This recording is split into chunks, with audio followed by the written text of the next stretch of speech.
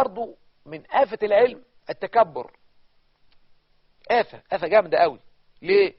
لأن اللي بيتعلم حاجة بيحس ان هو لوحده اللي فاهم، وهو وحده اللي عارف، والناس دي كلها مش فاهمة حاجة. ولذلك النبي قال في حديث، ضرب مثال على الأشكال الثلاثة دول: المثل ما بعثني الله به من الهدى والعلم كمثل الغيث الكثير أصاب أرضا فكان منها إيه؟ كمثل الغيث الكثير أصاب أرضا فكان منها نقية قبلت الماء. كان في أرض نقية قبلت الإيه؟ الماء، فأنبتت الكلأ والعشب الكثير. وكانت منها أجادب أمسكت الماء فنفع الله بها الناس فشربوا وسقوا وزرعوا.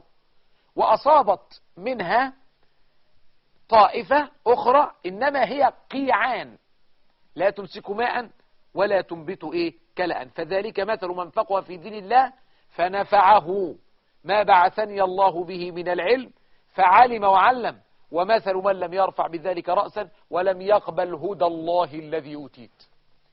يبقى الناس ثلاث حاجات. الأرض ثلاث أصناف: صنف من الأرض نقية، الراجل الفلاح نقى الحشيش منها وظبطها وشال كل الشوائب وعدلها وعملها طرقات عشان المية تمشي منها وظبط كل الكلام ده.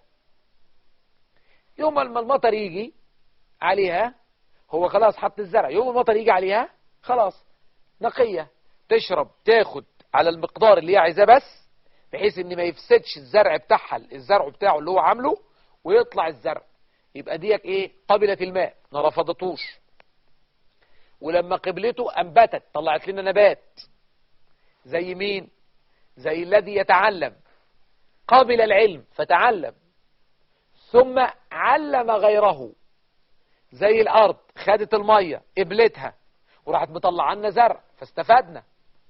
طيب واحد تاني، نوع تاني من الارض اجادب ناشفة جافة، زي حد مبلط ارضية مثلا، لما تيجي المية تيجي عليها ايه اللي يحصل؟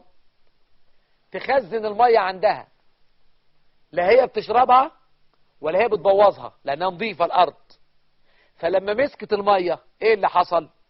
لما المية قطعت عند الناس انتفعوا بيها، فجات الناس لما المطر منزلش راحوا لقوا في حتة ارض كده في حجز المية عندها والارض نظيفة والمية ما زالت نظيفة، راحوا واخدين المية شربوها وسقوا البهايم بتاعتهم وزرعوا الزرع بتاعهم، وبدل ما كانت هتبقى السنة جد بقى السنة كويسة وسنة جميلة. يبقى كده ده نوع تاني من الناس اللي هو مين؟ العالم الذي لا يعلم. ده ايه؟ العالم الذي لا يعلم، ما بيعلمش حد، هو متعلم هو خلاص. لكن لو احتاجنا له في مسألة ورحنا له يقول لنا عليها. وفي طائفة تانية من الأرض قيعان، أرض اللي هي تقعد كل ما تحط لها مية تشربها، وفي الأخير لا بتمسك المية ولا بتطلع لنا زرع. أهو ده زي مين؟ زي الشخص اللي لا عايز يتعلم الدين ولا عايز يعلم الناس الصح. فذلك مثل من فقه في دين الله ومثل من لم يرفع بذلك رأسا ولم يقبل هدى الله الذي أوتيت. خدت بالك؟ يبقى إذن العلم، لو عندي علم لازم عمل، مهم جدا، دي ضروري جدا. لو عندي علم لازم يبقى فيه عمل. لو عندي علم لازم يبقى فيه تواضع عشان انقله للناس، عشان اوصله للناس.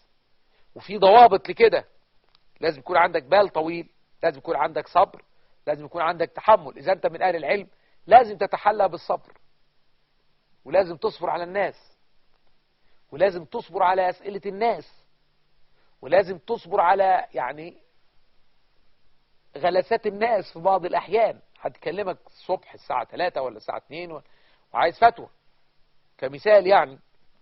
فالمهم المسألة إن العالم لازم يكون عنده صبر، المتعلم لازم يكون عنده صبر، العالم لازم يلين للناس، لازم يتواضع للناس، لازم ينزل لمستوى الناس اللي عشان تجيله الخشية، عشان تجيله المحبة، عشان ينفع وينتفع، يعني ينفع الآخرين وينتفع بالآخرين.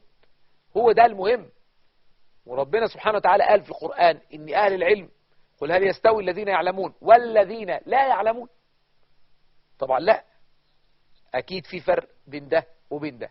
فعشان كده العلم دعامة أساسية من دعائم بناء الإيمان. فهيا بنا نتعلم، هيا بنا نبحث عن العلم، نتعلم القرآن، نتعلم التفسير، نتعلم الحديث، نتعلم الفقه، نتعلم الدين، نتعلم كل هذه الأمور حتى نستطيع أن نصل إلى خشية الله، وحتى نستطيع أن نصل إلى الطاعة على وفق ما أراد الله سبحانه وتعالى. أسأل الله سبحانه وتعالى أن يرزقنا وإياكم العلم النافع والعمل الفالح، إنه نعم المولى ونعم النصير. سلام الله عليكم.